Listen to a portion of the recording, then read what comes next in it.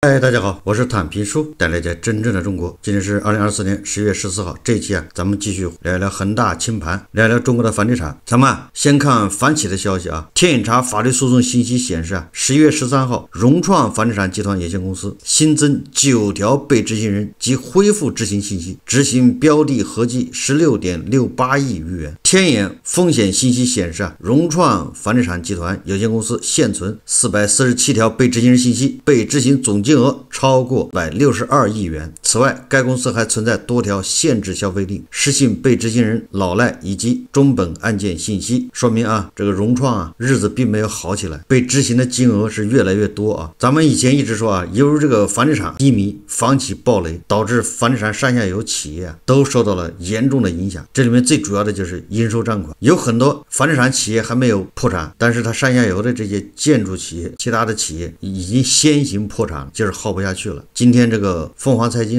刊登一篇报道，叫《蒙娜丽莎的供底房困境》。这个蒙娜丽莎大家都知道吧，它不是那幅画它是一家卖瓷砖的上市公司。丽莎近期在公告中披露，截至2024年8月12日，与房地产公司签订的以房抵债金额高达13.25亿元，支付房地产预付款1.05亿元，其中已晚签合同金额5.89亿元。对于这笔款项的最终收益，蒙娜丽莎也需要做好心理准备。有业内人士表示按照目前房地产销售市场行情，拿着抵债房的供应商能够变现的实际价值也只有房产价值的7折水平。以房抵债的房子俗称供底房，过去几年伴随着房地产行情的下行，不少房企的供应商企业或多或少拿到一些供底房。不过超过13亿元的供底房规模在家居行业也不多见了。这个蒙娜丽莎截止到11月11号，它的总市值只有37亿元，结果他拿了个13亿的供底房，这确实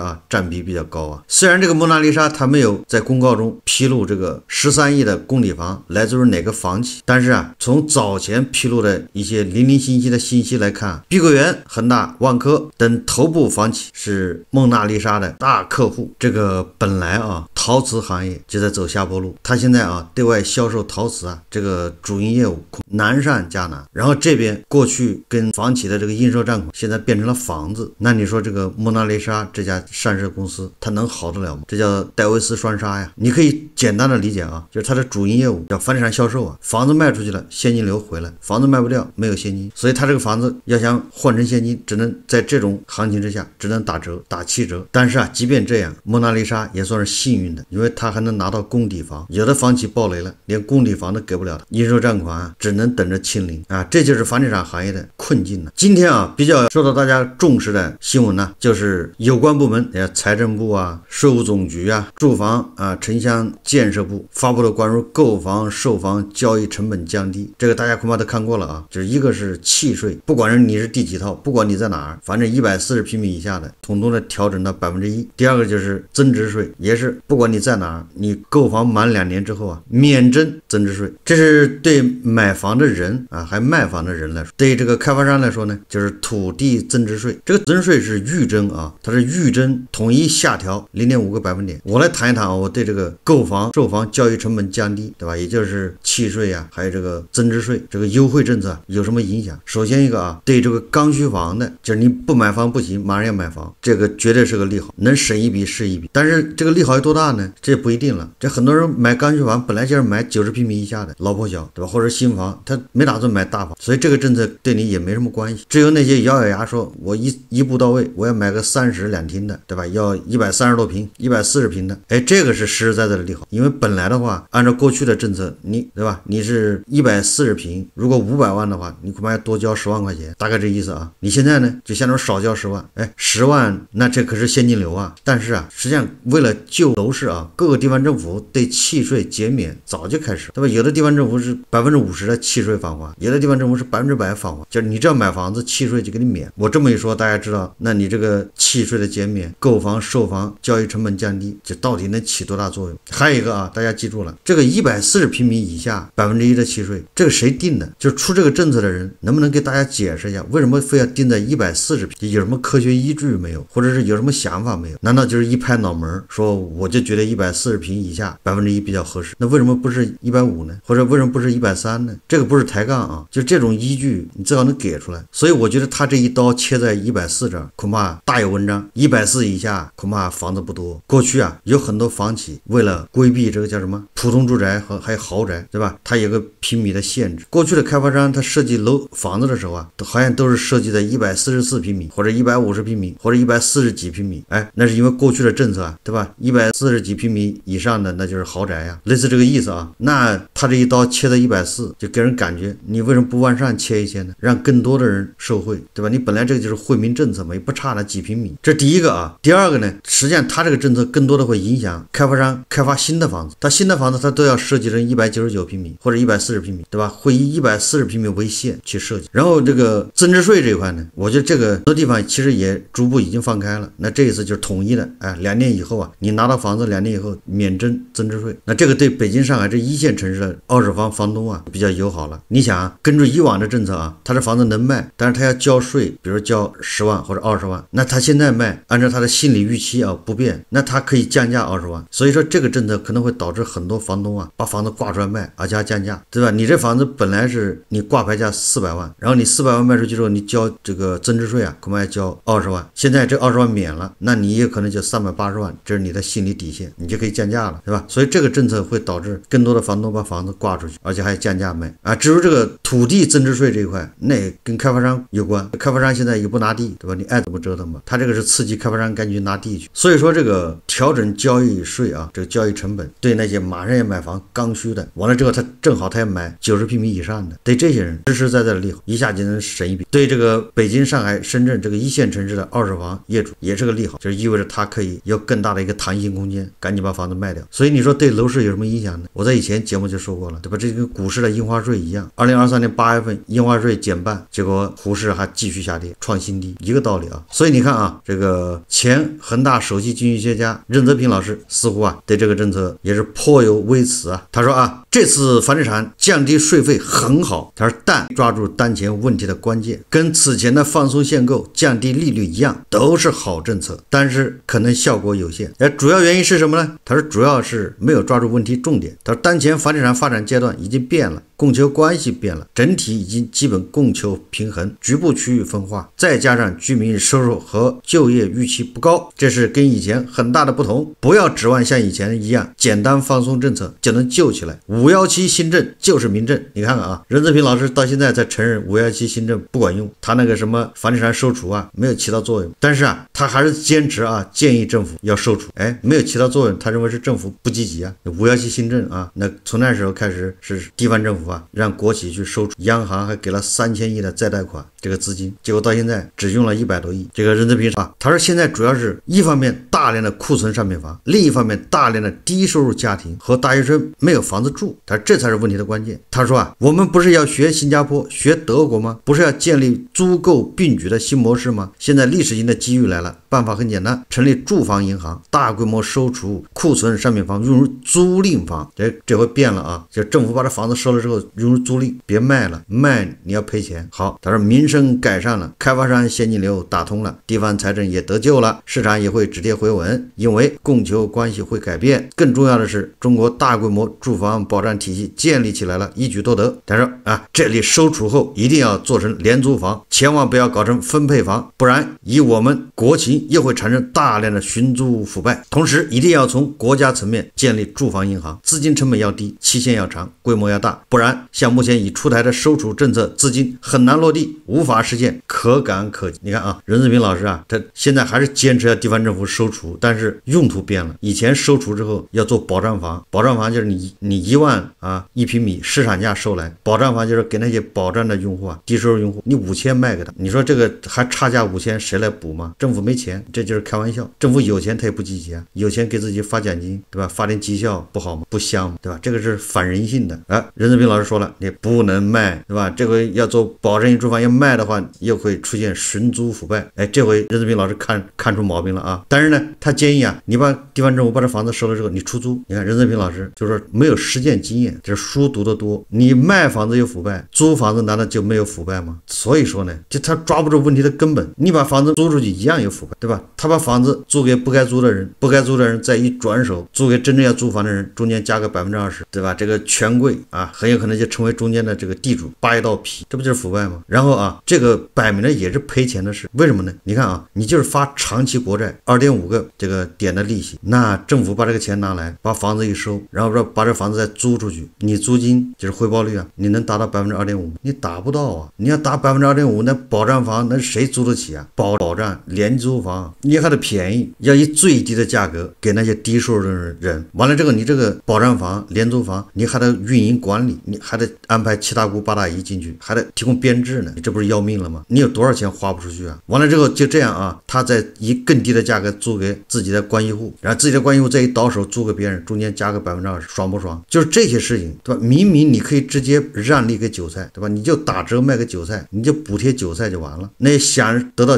补贴的韭菜，你自己来，对吧？敞开供应，这种搞法啊，实际上就是给这个腐败啊提供了温床。最重要的是，它是不符合地方政府的利益，因为现在地方政府没钱，如果有钱，他肯定这么干，对吧？说到腐败，说到乱花钱，昨天咱们节目还说了，这个山西啊，太原市清徐县修那个仿真椰子树，修的时候花了1300多万，现在把它挖了，挪到别的地方去，也要花不少钱吧？你看看有多少钱糟蹋不了。这个湖南日报啊10月11号报道，湖南省委书记李小民在张家界调研经济社会发展情况，并主持召开座谈会。这个在张家界啊，沈小民到了大庸古城实地查看。这个大庸古城项目啊，总投资25亿，运营3年多，累计亏损超过5亿元。今年上半年仅卖出2300张票，日均购票人数不足20人。这就跟那个西南某些省份修那个水丝楼啊，不一个道理吗？你花25个亿修什么大庸古城，然后每年还要往里搭好几千万上亿的，因为你卖票卖不出去啊，你呢不要养着好多有编制的人或者是铁饭碗。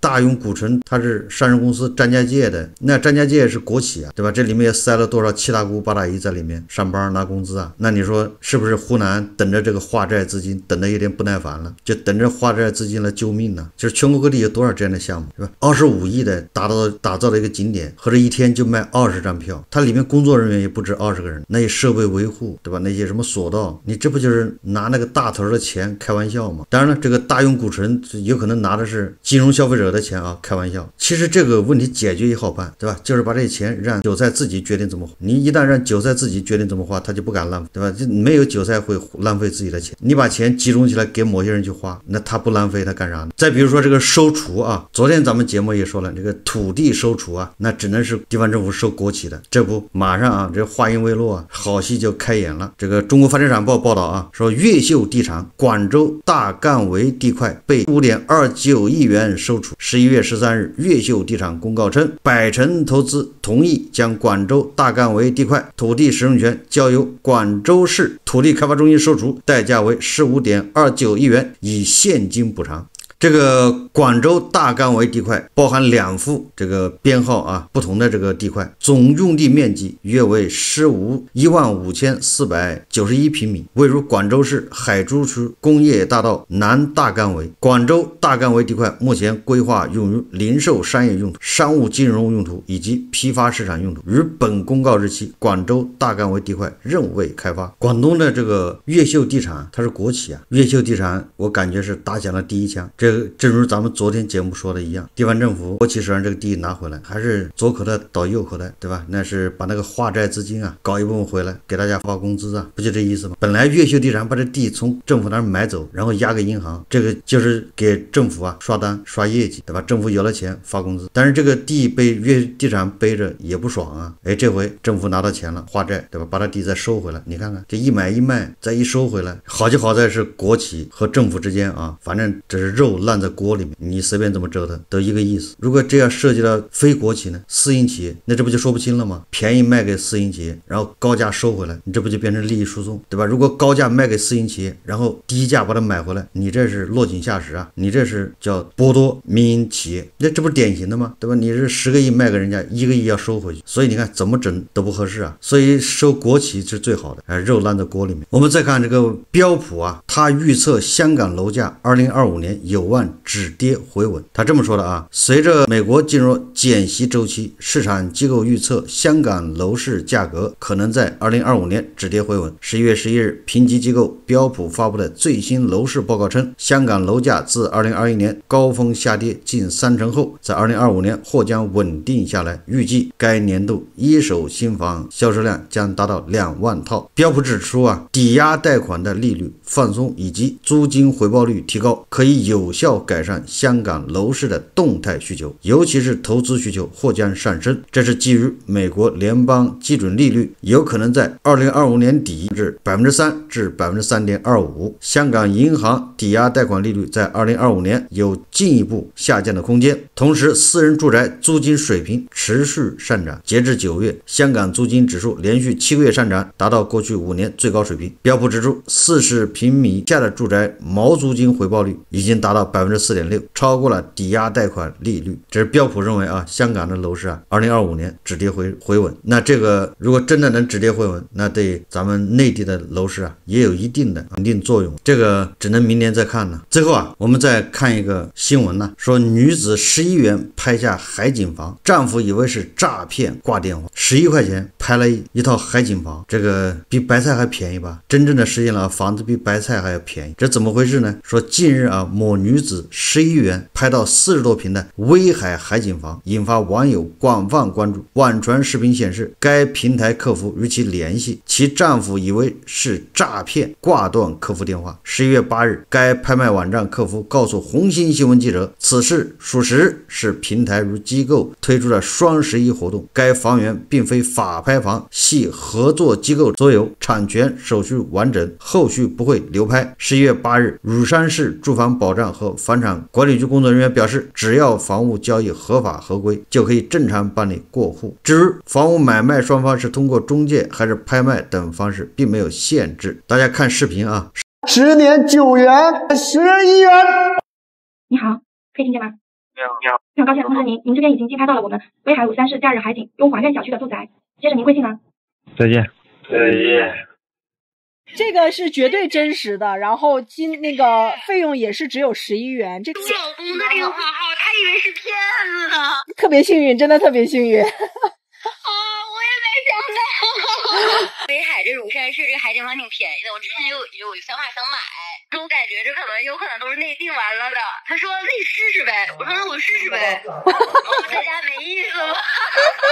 10月8号，红星新闻记者从此次网络拍卖的拍卖公司相关负责人王先生处了解到，这次拍卖是在7日中午结束，因此谁先出到11元，谁可以拍得此房。最终，生活在江苏盐城的一位女士拍到了这套房子。王先生介绍说啊，这套42平米的房子市场价在 4.8 万到 4.9 万之间，那就是1000块钱一平米。说他们之所以低价拍卖，是为了吸引更多人关注，为后续的房屋拍卖吸金。接下来该拍卖公司还会推出多套房源，并以网络拍卖的形式出售，有些房源起拍价仅需1元。这关键是啊，今天啊，齐鲁晚报刊登说啊，11月13日，记者从该房屋拍卖公司及网友等处了解到，这套海景房已经在12日完成过户，过户产生420多元的契税费用，由拍卖公司承担。该公司相关负责人表示，11元网拍海景房属于该公司的一次宣传活动，该套房屋实际市场价格不到5万元，相当于花钱打广告。拍得该房子的女子表示啊，自己平时在江苏盐城工作，闲暇的时候会过来简单装修，等有时间再过来小住。12日，乳山滨海新区不动产登记中心的相关工作人员确认，当天进行了这套房屋的过户。13日，王先生及拍的此房的女士也向记者证实，此套房屋已经在12日完成过户。拍的房屋的女士是辽宁人，在江苏盐城工作，为了过户，她和爱人请了假，从盐城开车到乳山，整个过户比较顺利，当天就拿到房产证。根据房屋的评估价，产生420多元的契税，由拍卖公司承担。实际上啊，在乳山银滩区总价在5万元以下的房源并不少，而此类房源多数临海而建，面积从10多平方米到50多平方米均有，房龄都在在10年以上。这个让我的老乡啊，海子啊，这个恐怕气得要坐起来。这个海子的梦想就是面朝大海，春暖花开。这可是11块钱就实现了，皮裤套棉裤啊，必有缘故啊。虽然他解释的似乎很合理，因为这一套房子一共就市场价顶多5万块，到不了。那他11块钱卖掉，实际上是做一个宣传金。但是啊，这个有关部门应该查一查，因为这个到底是不是公平公正？如果你是私下交易，你不要宣传，对吧？这就叫涉嫌虚假宣传。如果你是真的公开拍卖，那你拍卖那个拍卖网站、拍卖公司，对吧？有没有广而告之，对吧？你把关起门来就3个人拍卖，然后成交价11块，对吧？这个房子当时有多少人参拍，多少人交了保证金，对吧？叫价从几块钱叫起，打广告归打广告，你不能搞虚假广告。法院拍卖一般的在阿里或者是京东啊，它那个有个司法拍卖那个频道，在上面一挂，然后阿里和京东啊，他们平台就会向很多经常参拍的、关注拍卖的这些用户啊发这个通知，或者你自己订阅了这种呀，他也会向你通知推送。那这样就有很多人先来围观，是吧？如果你这既然是拍卖，你关起门来拍，不让人知道，然后你又宣传你是拍卖，11块钱卖出去，这个怎么说啊都有问题。我觉得这个啊，市场监管部门应该出来调查一下，这就叫虚假广告啊。另外啊，也说明现在楼市是什么个情况，是吧？这个就足以说明这个楼市啊等到什么程度了。